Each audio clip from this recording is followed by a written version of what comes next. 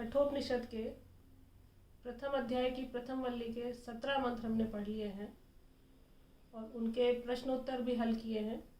इसके बाद अब 18वें से लेके अंतिम मंत्र तक हमने जो अध्ययन किया है उसे एक बार उसका अभ्यास करते हैं, उसे दोहरा लेते हैं और उसके लिए कुछ प्रश्न तैयार किए हैं, इनको भी हम हल करते हैं। पहला प्रश्न है, नाचिकेत अग्नि का अनुष्ठान करने से क्या परिणाम मिलता है? और इसका उत्तर है, विधि पूर्वक इस अग्नि विद्या का अनुष्ठान करने से व्यक्ति शोक मुक्त होकर स्वर्ग लोक में आनंद प्राप्त कर। दूसरा प्रश्न है, तृतीय वर में नचिकेता ने क्या मांगा?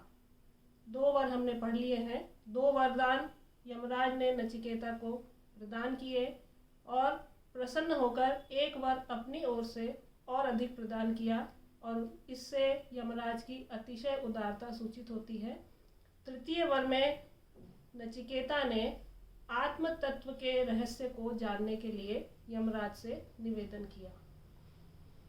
यमराज ने नचिकेता के तृतीय वर को अस्वीकार करते हुए क्या कहा? यमराज ने कहा कि आत्मज्ञान या आत्म तत्व को जानना बहुत गंभीर और गहन विषय है। देवता भी इसके विषय में नहीं जान सके हैं और तुम छोटे बालक हो, तुम्हारे लिए ये बहुत गंभीर ज्ञान है, इसलिए इस वरदान के अतिरिक्त मुझसे कुछ और मांग लो। ये कहकर यमराज ने इस वर को अस्वीकार किया। अगला प्रश्न है, नचिकेता अपने तृतीय वर के लिए अडिग क्यों था?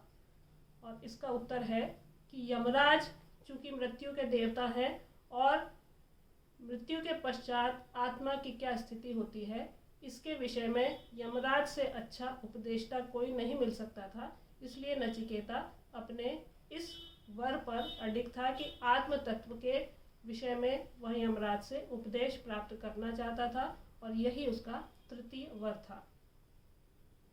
यमराज ने नचिकेता को क्या क्या प्रलोभन दिए? नचिकेता को इस विषय से हटाने के लिए यमराज ने उसे भौतिक पदार्थ, सांसारिक सुख, लंबी आयु और स्वर्ग का भी प्रलोभन दिया और उसे इस वर से हटाने के लिए बहुत प्रयास किया। आत्मज्ञान संबंधी उपदेश के आगे नचिकेता किसे तुच्छ मानता है? और इसका उत्तर है, जीवन और सांसारिक सुखों को नचिकेता तुच्छ मानता है, वह केवल आत्म तत्व के विषय में ही जानना चाहता है। अंतक किसे कहा गया है?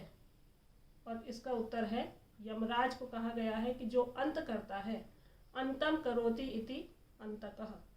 तो ये यमराज के लिए प्रयुक्त किया गया है। सरथाः में कौन सा समास है और इसका विग्रह भी बताइए। इसमें समास है तृतीय तत्पुरुष और इसका विग्रह है रथेन सहिता इति सरथाः।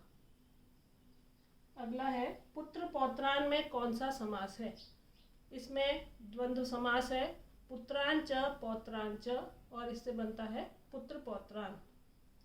पुरतः में कौन सा प्रत्यय है? इसमें पुर से तसिल प्रत्यय लगकर पुरतः शब्द बना है। तो ये हमने कुछ प्रश्न हल किए हैं। इसके अतिरिक्त आप भी इन मंत्रों को पढ़कर अपनी ओर से बहुत से प्रश्न बनाकर उनका अभ्यास कर सकते हैं और उन्हें अच्छे से कंठस्थ करके कठोपनिषद के प्रथम अध्याय को अच्छी तरह से हल कर सकते हैं।